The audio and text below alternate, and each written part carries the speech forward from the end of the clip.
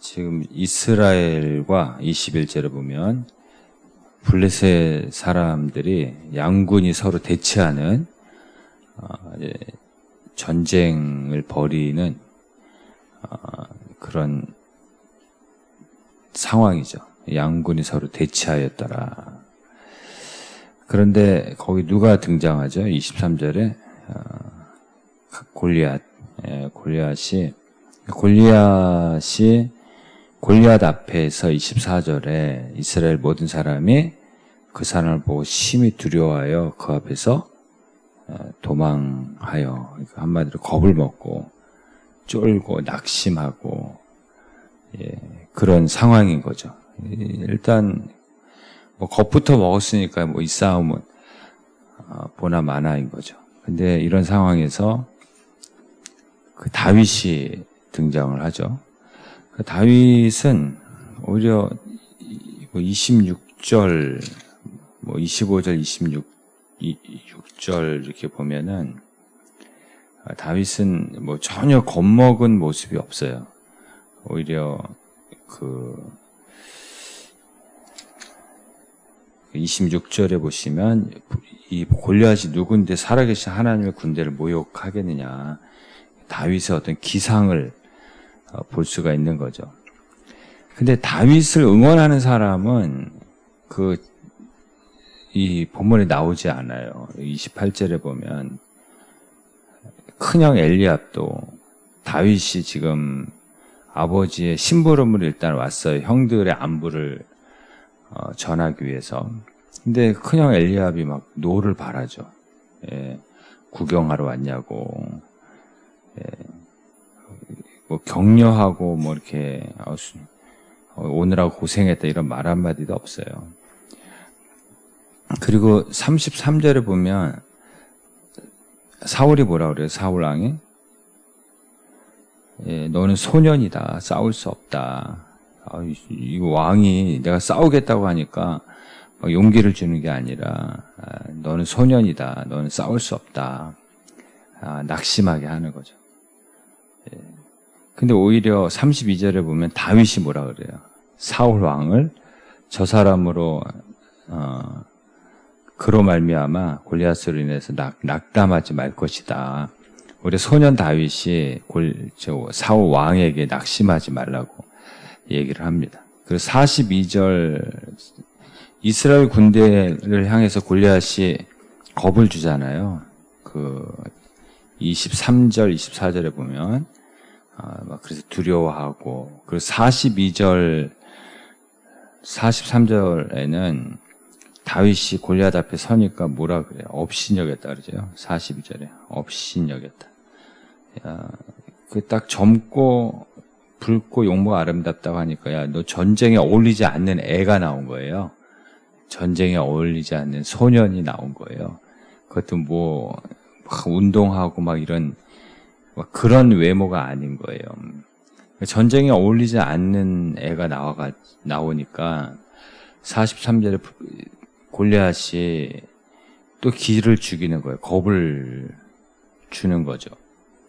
그랬더니 45절에 다윗은 조금도 겁먹질 않는 거예요. 막 겁을 주는데 너는 칼과 단창으로 나한테 겁을 주지만 나는 만군의 여호와의 이름으로 내가 모욕하는 이스라엘 군대에 하나님의 이름으로 내게 나아간다. 그래서 46절에 온 땅으로 이스라엘의 하나님이 계신 줄 알게 하겠다. 47절에 전쟁은 하나님께 속한 것이다. 전쟁에 능한 하나님께 속한 것이다. 그러니까 소년 다 겁을 먹고 도망하고 쫄고 이러는데 유일하게 다윗만 막 왕에게 용기를 주면서 골리앗 앞에서도 담대하게 막 하나님의 이름으로 맞서는 거죠. 디모데후서 1장 7절에 보면 하나님이 우리에게 주시는 마음은 두려워하는 마음이 아니라 그랬어요. 그래서 내가 뭔가 겁을 먹었다. 뭔가 두렵다. 그러니까 하나님이 주시는 마음은 아니에요. 이거 하나님이 주신 마음이 아니네. 빨리 이 문제를 해결을 해야죠. 두려움을 쫓아내야죠. 여호수아 1장에도 제일 많이 나오는 말씀이 뭐죠? 반복해서 두려워하지 말라 그러잖아요. 그 여호수아의 시작일 때 하나님이 계속해서 용기를 줘요. 극히 담대해라. 강하고 담대하라. 이게 계속 반복하는 거죠. 왜냐하면 낙심한 상태에서, 겁을 먹은 상태에서 무슨 일을 하겠어요. 마귀는 자꾸 우리에게 두려움을 주는 거예요. 두려움을 주는. 어떤 상황이 생기면 겁을 먹게 해서 아무것도 할 수 없게 만드는 거예요. 예, 어떤 문제가 생기면 무기력하게 만들고, 낙심하게 만들고, 죽고 싶게 만들고, 이게 마귀가 먼저 하는 일이에요. 골리앗이 하는 거하고 똑같아요. 겁부터 막 먹게 하는 거죠. 그 쑥맥이라는 말이, 우리가 쑥맥 같다 뭐 그러잖아요. 쑥맥이라는 말이, 그게 콩쑥에다가 보리맥자라고 합니다. 그러니까 겁을 먹으면, 이게 콩인지 보리인지 구별을 못 하는 거예요. 당황하면 자기 집 전화번호도 생각 안 나요. 자기 집 비밀번호도 생각이 안 나는 거예요. 그래서 쑥맥이라 그러는 거예요. 이게 콩인지 된장인지 수준이 아니라 콩과 보리를 분별하지 못할 정도로 완전 쫄아 있는 거예요. 분별이 안 될 정도로 겁을 먹는 상태인 거죠. 그래서 마귀는 우리를 자꾸 쑥맥을 만들어요. 아무것도 할 수 없도록, 아무것도 분별하지 못하도록. 그래서 사람과 사람 사이에서도 이렇게 서로 감정이 안 좋으면 막 서로 기죽이려고 그러잖아요. 뭐 운전하다가도 서로 막 소리 지르고 이런 것도 상대방을 압도하려고 하는 거잖아요. 막 욕하는 것도 그렇고, 그 욕 먹으면 가만히 있어요? 그것도 같이 욕으로 맞받아 치고, 이런 것도 다 어떻게 보면 기싸움이거든요. 옛날에 아리랑 부부 기억하세요? 아리랑 은매 기주고 뭐 이런 거 있잖아요. 유행했잖아요. 은매 기사하라 막 이렇게 하잖아요. 마귀가 역사하면 자꾸 기를 죽여요. 겁을 먹게 만들고 쑥맥을 만들고, 하나님의 성령이 역사하면 우리의 마음을 살아나게 해요. 다시 시작하게 하는 그런 마음을 주시는 거죠. 그래서 속담에도 이 정신하고 연결된 속담들이 많잖아요. 뭐 호랑이에게 물려가도 뭐 정신만 차리면 산다. 그게 호랑이 물려가도 정신만 차리면 산다. 기죽지 않으면 산다. 낙심하지 않으면 산다. 용기만 있으면 거기서도 살아날 수 있다. 이런 거죠. 다니엘은 진짜 믿음으로 사자굴에서도 다시 살아나잖아요. 정신일도 하사불성 이런 것도, 정신을 집중만 하면 화살을 가지고 바위도 뚫는다는 거거든요. 못할 일이 없다라는 것이죠. 그러니까 집중이 안 되는 게 쑥맥이에요. 집중이 안 되는 게 하는 거예요. 생각을 분산시키고 마음을 분산시키고, 이게 걱정, 염려라는 뜻이거든요. 그래서 생각과 마음을 분산시켜서 아무것도 할 수 없게 만드는 게 마귀가 하는 것이죠. 그래서 사람들이 이제 마귀를 닮은 사람들이 많아요. 우리가 또 마귀 짓을 할 때가 있죠. 정죄하는 거. 그런 게 그런 거예요. 정죄.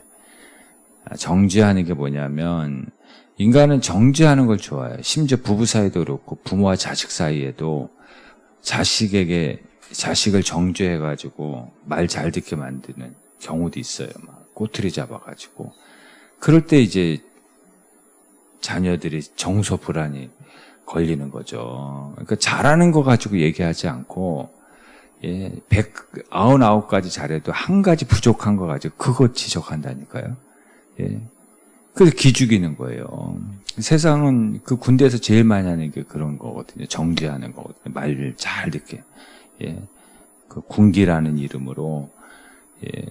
그게 이제 악한 영들이 역사하면 우리도 막 용기를 주고 마음을 살려주고 이런 일을 서로 해야 되는데, 자꾸 겁을 주고 기를 죽이고 쑥맥을 만들고 그렇게 되는 거죠. 심지어 뭐 교회 안에서도 저는 이제 그런 경험을 몇 번 했는데, 여러 번 했죠. 설교를 아무리 열심히 준비하고 이렇게 설교를 잘 준비해서 해도 실수할 수 있잖아요. 근데 99% 하나님 말씀 가지고 은혜 받은 거 얘기하지 않고 혹시라도 한 가지 1% 실수하면 그거 가지고 얘기하는 사람들이 많아요. 사람의 심리가 이상합니다. 그거 가지고 정죄하는 거예요. 그래서 묶어놓는 거예요. 말 잘 듣게. 기를 죽이고 막 이런 거. 이게 우리 안에 이게 가정에서도 일어날 수 있는 일이고요. 부부 사이에, 부모와 자녀 사이에도 이게 다 하나님의 성령의 역사하면 이런 일이 안 일어나요. 마음이 죽으면 아무것도 못해요. 마음이 죽으면. 근데 우리가 가정인데, 교회인데, 우리가 마음이 살아나기 위해서 모이는 건데, 하나님 앞에. 모여가지고, 가정에서도 서로 마음을 죽이는 말을 하고, 마음에 상처를 주는 말을 하고, 그리고 낙심하고, 절망하고, 도망가고, 잠수 타고, 시험 들고, 그 직장에서는 가스라이팅 이런 거 하잖아요. 태움, 이런 거 있잖아요. 왕따, 이런 거 같은 말이에요. 그래서 가스라이팅 아예 그냥 태워버리는 거예요. 태움. 왕따. 아주 그냥 아무것도 할 수 없는 쑥맥을 만들어 버리는 거죠. 그러니까 가기 싫다 그러잖아요. 직장 가기 싫다 그러고, 학교 가기 싫다 그러고. 아무것도 할 수 없는 무기력하게 만드는 거죠. 근데 다윗은 지금 45절에 보면 골리앗이 막 겁을 주는데 뭐라 그래요? 만군의 여호와의 이스라엘 군대 하나님의 이름으로 다윗은 용기를 얻잖아요. 그리고 47절에도 뭐 구원이 칼에 있지 않고 전쟁에 하나님께 속해 있고, 다윗은 하나님으로 용기를 얻는 사람이에요. 그 사무엘상 30장을 나중에 보시면 다윗의 일생의 가장 큰 위기를 만나죠. 시글락이 다윗과 다윗의 부하들이 생활하는 곳인데, 암말렉이 다윗이 없는 동안에 쳐들어와가지고 가족들하고 재산을 다 빼앗아 가잖아요. 재산 빼앗긴 것만 해도 이게 굉장히 이게 낙심이 될 텐데, 가족들 끝까지 다 데려간 거예요. 끌고 간 거예요. 그러니까 부하들이 낙담해가지고, 이게 어디에 분풀이를 해야 되잖아요. 근데 다윗이 무슨 죄가 있다고 다윗을 향해서 이 부하들이 돌을 들고 분풀이를 하려고 할 때, 그 다윗이 공경에 처했으나, 거기 보면은 하나님을 힘입고, 제일 먼저 뭘 얻었어요? 용기를 얻었다 그랬잖아요. 지금 다 빼앗긴 상황. 자기도 지금 낙담할 상황인데, 거기 부하들마저도 지금 돌을 들고 있는, 그런 상황에서 다윗이 제일 먼저 한 거는 기죽지 않고, 겁먹지 않고, 제일 먼저 우리가 해야 될 일이 뭔가를 다윗이 보여주는 거예요. 먼저 용기를 얻어야 돼요. 용기를 얻어야 돼요. 쑥맥이 되면 안 돼요. 그런 상황에서. 용기를 얻어야 돼요. 마음부터 살아나야 돼요. 아니, 쑥맥인 상태에서 콩인지 볼인지 분별이 안 되는 상황에서 뭘 할 수 있겠어요? 그 상황에서 뭘 해도 안 돼요. 뭘 해도 더 상황을 더 위기로 몰아가는 거죠. 무슨 일을 해도 안 돼요. 그런 마음 상태에서는. 먼저 마음부터 살아나야 돼요. 용기를 먼저 얻는 시간을 가져야 돼요. 에스겔서 37장에 하나님의 말씀이 임하니까 제일 먼저 뭐가 불어요? 생기가 불잖아요. 생기. 그래서 살아나리라 그러잖아요. 여러분, 제일 먼저 마음부터 살아나시기를 바랍니다. 마음부터 살리시기를 바랍니다. 뭐 가정을 살리고 교회를 살리고 그게 아니에요. 우리의 영이 먼저 살아야 되고, 먼저 마음이 먼저 살아나야지 가정도 살고 교회도 사는 거예요. 우리 당 떨어졌다, 영 떨어졌다 말했잖아요. 당 떨어지면 위기예요, 이거. 그분에게는 엄청난 위기예요. 그래서 항상 뭐 단 거 이런 거 갖고 다니시잖아요. 근데 당 떨어진 것보다 더 무서운 게 뭐라고? 영 떨어진 거, 영 떨어진 거.